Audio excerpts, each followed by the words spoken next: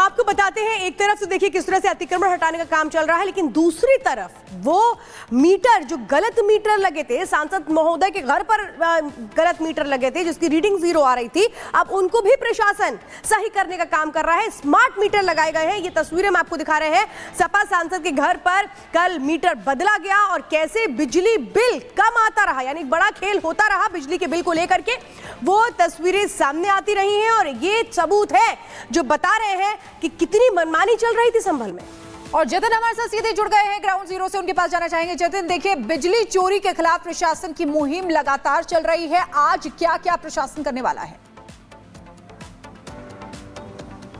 आज बिल्कुल देखिए स्मार्ट मीटर इंस्टॉल किए जा रहे हैं सांसद के घर पर भी और उसके आसपास के इलाके में भी, लेकिन मैं उस मस्जिद की छत पर मौजूद हूं जिस मस्जिद पर एलिगेशन लगे कि इस मस्जिद के जरिए जो बिजली चोरी की जा रही थी और आसपास की 150 घरों में जो बिजली सप्लाई है वो की जा रही थी। जब हम मस्जिद की छत पर पहुंचे तो हमें वो तारे मिली हैं। ये देखिए, ये वो तारे हैं जो कि बिजली चोरी के तौर पर इस्तेमाल की जा रही थी। इसको एडमिनिस्ट्रेशन ने काटा है और मस्जिद की छत पर अभी भी ये तारे आपको लटकी मिल जाएंगी। इस मस्जिद से नीचे की तरफ देखेंगे तो आप देखेंगे जो काले रंग की तार आ रही है उसको किस तरीके से जॉइंट्स डालकर जो आसपास की कॉलोनी है उन घरों में ये तारों को भेजा जा रहा है। नीचे की गली की तस्वीर देखेंगे तो वहां पर भी आपको जो कटी हुई तारें साफ तौर पर नजर आ जाएंगी।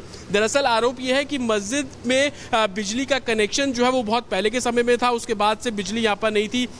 मस्जिद की तरफ से बोला जा रहा है कि ये लोग जनरेटर से मस्जिद का काम चला रहे थे, लेकिन जो तारें मस्जिद की छत के ऊपर मिली है वो बयां कर रही है कि आसपास के घरों में जो बिजली सप्लाई इन तारों के जरिए किया जा रहा था। मैं अपने वीडियो को थोड़ा आगे आप देखेंगे, मस्जिद की छत पर ये मीनार पे आप तस्वीर देखेंगे तो यहाँ पर भी आपको कटी हुई तारें, बंधी हुई तारें साफ तौर पर नजर आ जाएंगी। और जहां जहां हम आगे बढ़ते जाएंगे इस तरीके से आपको तारें इस पूरी मस्जिद की छत पर नजर आएगी। मैं अपने विजय काश को कहूंगा थोड़ा आगे आएगा तो मैं आपको दिखा पाऊंगा और तारें यहाँ पर जो कटी हुई एडमिनिस्ट्रेशन ने काटी है, ज्वाइंट्स किस तरीके से थे, इन तारों को काटा गया है जो कि चोरी के तौर पर साफ तौर पर इस्तेमाल की जा रही थी। और ये सभी मस्जिद की छत पर है, आपको ज्वाइंट इन सभी इलाकों में नजर आ जाएंगे जितनी भी तारें हैं।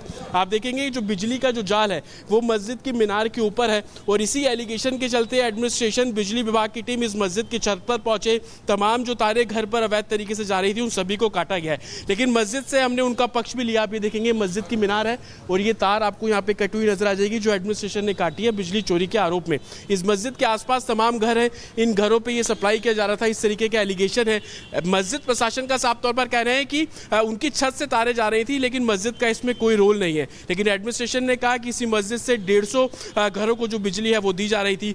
तमाम एलिगेशंस को लेकर अब जांच करने की बात भी साफ तौर पर की जा रही है, लेकिन बिजली विभाग किस तरीके से एक्टिव है, उन सभी तारों को फिर से बदला जा रहा है। जिनके पास पक्के कनेक्शन है उनके मीटर्स को बदला जा रहा है, जिन्होंने कनेक्शंस नहीं लिए उनके खिलाफ कार्रवाई और फाइन लगाने की जो मुहिम है वो भी एडमिनिस्ट्रेशन द्वारा शुरू की जा रही है। तो संभल के अलग अलग इलाकों की मैं आपको तस्वीरें दिखा रहा हूं जहां पर प्रशासन ने कार्रवाई की, एक्शन किया। उन छतों पर हम पहुंच रहे हैं जहां पर बिजली विभाग की टीमें पहुंची थी और उस दिन के सबूत साफ तौर पर नजर भी आपको आ जाएंगे कि इस तरीके से जो तारें हैं वो बिजली चोरी के तौर पर इस्तेमाल की जा रही थी और मस्जिद का उसमें साफ तौर पर इस्तेमाल किया जा रहा था। और इसी तरीके के एलिगेशंस को लेकर प्रशासन जो है वो कार्रवाई साफ तौर पर करता हुआ नजर आ रहा है। Back to studio.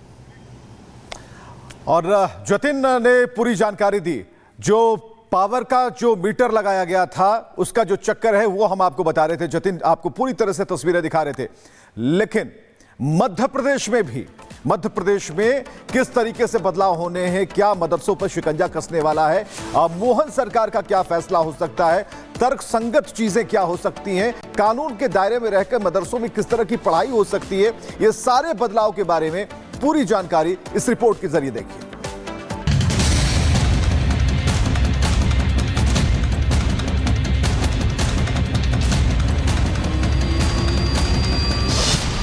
एमपी में राष्ट्रभक्ति नियम, मदरसों के लिए राष्ट्र धर्म प्रथम।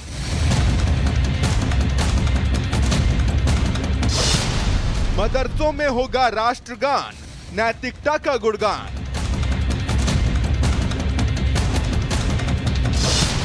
नया नियम तैयार, कट्टरता पर वार।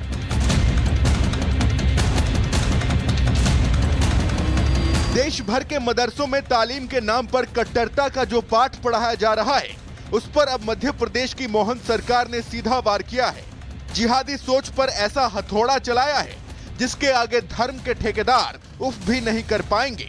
अब एमपी के मदरसों में राष्ट्रभक्ति के ऐसे नियम लागू हो रहे हैं जिसमें राष्ट्र धर्म प्रथम और बाकी सब गौण होगा।